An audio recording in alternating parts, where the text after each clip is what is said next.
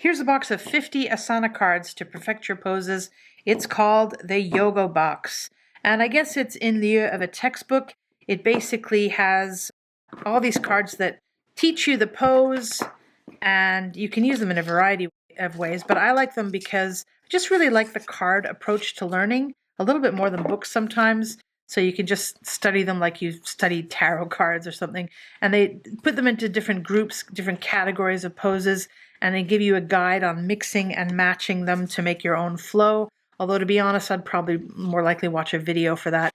So, for example, it outlines in the little booklet here all the different poses, and then it gives you some ideas of how you can combine them from the warm-up, warrior, standing, seated, closing, or transition cards to make your own flow. But what drew me to this is that I really want to learn the names in the original language here. Low plank, for example, is Chaturanga Dandasana. The palette of the pictures is really soft and gentle, and I like the inclusivity of the images.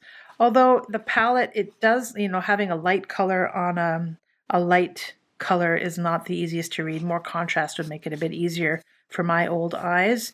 But this is a fun way to get acquainted with yoga, whether you're already well acquainted or just beginning. And I've enjoyed looking at these cards and trying out some of the poses. So if you're into yoga, you might want to give these a try.